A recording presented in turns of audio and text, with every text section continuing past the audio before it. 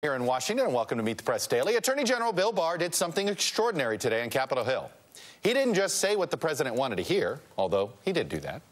And he didn't just make an explosive claim about what might have led to the Russia investigation, although he did that too. The country's chief law enforcement officer went in front of Congress today and gave credence to a factless conspiracy theory. I think spying on a political campaign is a big deal. It's a big deal. So you're not suggesting, though, that spying occurred? I don't, I guess you could, I think spying did occur. Yes, I think spying did occur. Well, let me... But the question is whether it was predicated, adequately predicated. And I'm not suggesting it wasn't adequately predicated, but I'd need to explore that. Using the word spying plays right into the president's language and argument that the Russia investigation to him is just a witch hunt. And every time they've brought up this allegation, there has been zero factual basis for it. Every effort to perpetrate the spying conspiracy theory has been debunked, and I'll get to that in a moment. Barr even said later in the hearing that he has no specific evidence about wrongdoing at the Justice Department. But you don't get to put the toothpaste back in the tube now, do you? And if Barr's assertion today sounds familiar, maybe because President Trump was making the same accusation, literally, as the Attorney General was testifying before Congress. What has been found during this period of time are the illegal acts of getting this whole phony investigation started. And hopefully that's where people are going now. That's where people are going. And it's very interesting. It was an illegal investigation, Major. It was an illegal investigation. It was started illegally. Everything about it was crooked. With me now is Greg Brower, former U.S. Attorney, former Assistant Director for the Office of Congressional Affairs at the FBI. So he knows a thing or two about the FBI and its relationship with Congress. He joins tonight's panel of Gearan. She's a White House correspondent for the Washington Post. Jason Johnson is the politics editor at The Root and an MSNBC political contributor. And Alfonso Aguilar is president of Latino Partnership for Conservative Principles and chief of the U.S. Office of Citizenship under President George W. Bush. I do want to play Mr. Barr's kind of walk back from the initial conversation, Greg, and I want to get your reaction to it. Let's get the walk back in here. This is SOT 3, guys, of Barr trying to clarify his spying accusation. I just want to make it clear, thinking back on all the different colloquies here, that I am not saying that improper surveillance occurred. I'm saying that I am concerned about it and looking into it. That's all. Well, what do you make of all of it now? You saw the initial sort of dramatic unveiling that Mr. Barr had, and then he ends up, well, pay no attention to what I said. Yeah, Chuck, I watched it live today and was concerned at his first statement, was a little bit relieved at his second, but it clearly wasn't good enough after he dropped that initial bomb. I'm afraid that he, at best, has confused things, and at worst, he, I think today, confirmed the worst fears of his critics, which is that he's playing politics with this, and he's out to appease an audience of one. I'd like to think that that's not the case, but it's hard to argue with that watching his performance today. The issue of FISA abuse and the concern about it, I take it that members of Congress should be concerned about it. Explain how serious the FBI does take it. Well, it's an incredibly serious process with an incredibly robust, multi-layer level of oversight, including by the FISA court itself. And as was pointed out today, the Inspector General at the Department of Justice is doing a very comprehensive review of the relevant FISA applications in question here. But what's interesting about the Attorney General's comments today is the fact that his own Deputy Attorney General, Rod Rosenstein, who was involved at least at the latter stages of these subject FISAs, could simply explain to the Attorney General exactly what happened and no doubt would explain that there was nothing illegal and there was no misconduct. And the fact that the Attorney General hasn't received that briefing and doesn't have that understanding is puzzling to me. You know, Gearan, it is... We know that this is spin that the president wants and all this stuff, and we know that, but it did seem as if now that Mr. Barr has put himself in a position where he's now a political actor in the eyes of every Democrat and perhaps some Republicans. Yeah, I mean, I think he sort of completed that course, right? The 4-page memo being step one, and as Greg said, this will confirm the worst suspicions of his critics. But what I think Barr was doing was a couple of things here. I mean, first of all, he obviously wanted to get and deliberately chose an explosive word that has a lot of connotations He chose his word carefully. He chose his word carefully. It wasn't an accident. It wasn't an accident, and Jeanne Shaheen gave him a chance to clean it up in the moment, and he didn't. He used the word again. What he did when he came back to it was to say, I want to make sure everybody knows that what I'm doing here is looking at whether the spying was okay, right? Not whether there's spying or not. So he chose that deliberately, and he chose it and to do it the way he did, so that President Trump would know. And the only part of this whole entire conversation that Trump will ever hear is the "I believe spying occurred" part, right? It's all his own base is heard. You should see the emails I'm getting from this, like the viewers I've accrued over the years who were bought into this bizarre conspiracy theory of theirs that somehow Hillary Clinton worked with the Russians to create this conspiracy. They're like through the moon. Right. And you don't have to go all the way into conspiracy theory. Right. This is the problem I have with that. To me, and I respected Mueller's investigation of potential collusion, but to me it sounded like a conspiracy. Something very difficult to prove. I don't know if we had evidence that, generated enough suspicion to begin an investigation of collusion, that Trump colluded with the highest levels of the Kremlin to impact our election.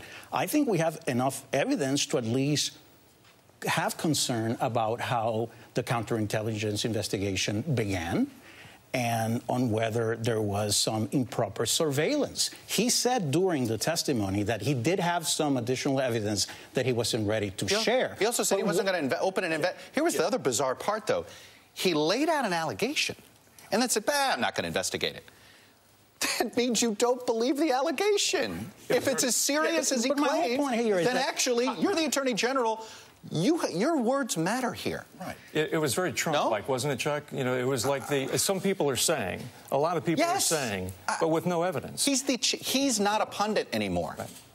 Well, not with evidence. He's saying he's going to look at it just the same way. But he said he didn't. That's my point. In the same breath, he then went back and said, well, but I'm not talking about opening an investigation. And the larger I don't understand what he was doing here. It feels like he did politics here. Yeah, this is part of the larger issue of sort of undermining the very people that you're now in charge of. Right. And that's also what he did by basically saying, I think a lot of these people in the Department of Justice have been engaging in inappropriate behavior. And I'm sorry, you're right. It was attempting to play to an audience of one, but you know the difference between saying, well, you stole my car. Well, actually, I lent you my car. I mean, that is essentially what he said by saying, well, it's spying, or I don't know if it's inappropriate observation. That is part of a larger problem with this administration of constantly undermining our FBI, our CIA, and suggesting that they can't be trusted, which not only brings problems for what our actual soldiers and what our sort of investigators can do, but also means his leadership is tainted. Greg, what was the FBI supposed to do when you have active, multiple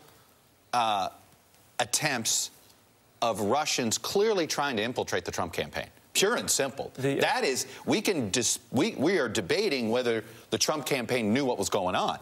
It is indisputable the number of attempts they made to infiltrate that campaign. What was the FBI supposed to do? Virtually exactly what we know it did. That's the answer. And so, again, I raised the fact that for this Attorney General, who's been on the job not long now, but long enough, if he wanted to be fully briefed on exactly what happened. Keep in mind, as I mentioned, his own Deputy Attorney General approved some of this surveillance and has briefed members of Congress on what happened. Richard Burr, by the way, has been, every time Devin Nunes has made an allegation, Richard Burr says, well, actually, I've seen the application. And he basically has to correct Devin Nunes. Right. And let me also say that, and also the current general counsel at the FBI, Data Bente, also, when he was acting, I think he was acting Deputy Attorney General at the time. Because he was also the U.S. Attorney in the Eastern District of Virginia. Also involved in approving the surveillance. So why the Attorney General can't get a briefing by all of those.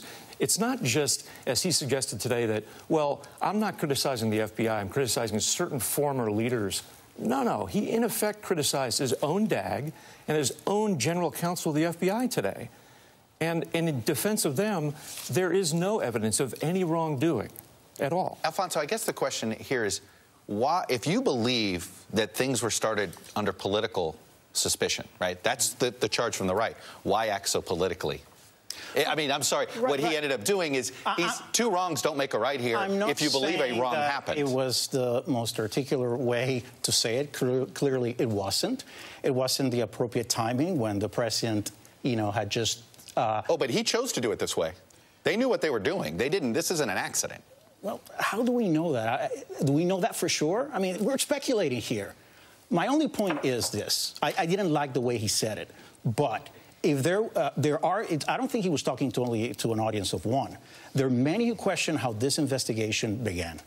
If there was surveillance, and he said it, he wants to know if there was improper surveillance. What's the problem with that? Can't we look at that? But that's all information that was available to him, and he knew it, and he still made the statement that he made. And that's why this is a problem. None of this is a mystery anymore. It's been 2 years. We have tons of investigations, internal and external. We have both press and internal investigations that show nothing bad happened. No one was trying to spy on this president through his microwave or whatever it was that he was suggesting about a year and a half ago. So for the new attorney general to sit there and again reopen this Pandora's box, again questioning our law enforcement, our investigative problems, that doesn't help us. But by the way, and it doesn't matter what the truth is, does it?